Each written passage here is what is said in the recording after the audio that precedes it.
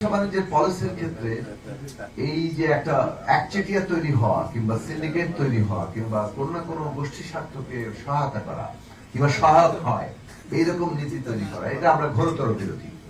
আমরা রাজনৈতিক ভাবে এই দাবি করেছি, এই নিয়ে আন্দোলন করেছি এবং ভবিষ্যতেও করব যে মানে যে সরকারি গঠিত হোক আমরা এই প্রশ্নগুলো তুলব যে এইখানে একচেটিয়াকরণের বিরুদ্ধে আমাদের এবং জাতীয় অর্থনীতি বিকাশের ক্ষেত্রে একচেটিয়ার প্রবণতা থাকে আধুনিক গণতান্ত্রিক ব্যবস্থার মধ্যে, কিন্তু সেখানে একচেটিয়া যাতে শেষ পর্যন্ত প্রাধান্য বিস্তার করতে না পারে সেই জায়গাটা আমাদের পলিসির মধ্যে থাকা দরকার।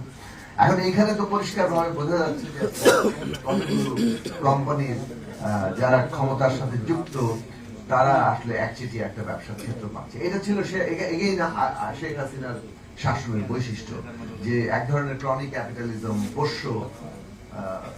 পোষ্যরা সব অর্থনীতি পাবে, পৃষ্ঠপোষকতার অর্থনীতি, এইটা তারা ক্ষমতার ছায়াতলে থেকে সবকিছু নিয়ন্ত্রণ করবে, সেটা দেখা যাচ্ছে কন্টিনিউ করছে এবং সরাসরি আগের যারা বেনিফিশিয়ারি তারা আবার এখানে ফেরত এসছে। তো সেই জায়গাটা খুবই বিপজ্জনক, খুবই দুঃখজনক এবং সেই বিষয়গুলো নিয়ে আমাদের আসলেই সবার কথা বলা দরকার। একচেটিয়া তৈরি হওয়ার এখানে সম্ভাবনা তৈরি হয়েছে, যেটা পরিষ্কার ভাবে আপনারা দাবি করছেন, একটু আগে ফয়সাল ভাই বললেন যে ওপেন করাটা খুব দরকারি। লাইসেন্সিং একটা এই দেশে ক্ষমতার ব্যবহার করে ব্যবসা বাণিজ্য নিয়ন্ত্রণ করার একটা পদ্ধতি হয়ে উঠেছে সমস্ত ক্ষেত্রেই। ইদানিং কালে বিভিন্ন মানুষের অভিযোগ আমাদের কাছে এসছে এবং সেই থেকে আমরা আরেকটু বাস্তব সম্ভব ধারণা পেয়েছি যে কিভাবে লাইসেন্সিং এর মাধ্যমে সব ধরনের ব্যবসা বাণিজ্যের উপরে সরকার নিয়ন্ত্রণ কায়েম করে এবং সরকারের পোষ্যদেরকে সুবিধা দেয়।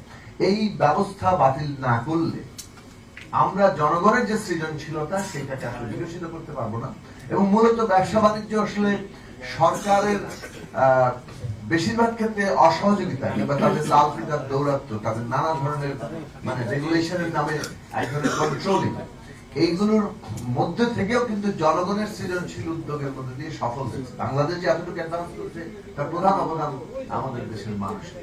গভর্নমেন্ট গুলো খুব যে সহায়ক হয়েছে সব ক্ষেত্রে তা নয়, কোনো কোনো ক্ষেত্রে সহায়ক নীতির ফলে দ্রুত মানুষ এগুলোকে কাজে লাগিয়ে। তো সেই জায়গা থেকে আমাদের মানে পলিসি সংক্রান্ত আমাদের দাবি হচ্ছে যে এইখানে এই লাইসেন্সিং এর মাধ্যমে নিয়ন্ত্রণ যাতে হয়, আমদানি থাকবে, যদি এখানে লোকাল প্রোডাকশন হয় সেটা হবে এবং সেই অনুযায়ী নীতিমালার ক্ষেত্রে নিশ্চয়ই লোকাল প্রোডাকশন গুরুত্ব পাবে এবং তাদেরকে কিছু সুবিধা আমাদের দিতে হবে জাতীয় অর্থনীতির জন্য। কিন্তু সেটা যদি এরকম দাঁড়িয়ে যায় যে আসলে লোকাল প্রোডাকশনের নামে অ্যাসেম্বলিং হচ্ছে এবং ওটা ট্যাক্স ফাঁকির একটা মূলত মাধ্যম হয়ে উঠছে, যে কথাটা বললেন যে 50% একটা ডাইরেক্টলি ফোন আনলে 57% ট্যাক্স দিতে হয়, আর আমি যদি ওটাকে ভাগ ভাগ করে নিয়ে আসি তাহলে আমি 7% দিয়ে এখানে করে এটাকে করতে পারি। গভর্নমেন্ট, জনগণ ট্যাক্স পাচ্ছে না, সরকার ট্যাক্স পাচ্ছে না, অথচ কতিপয় লোক এই ব্যবসা বাণিজ্য করে মানুষের পকেট হাতিয়ে দিচ্ছে।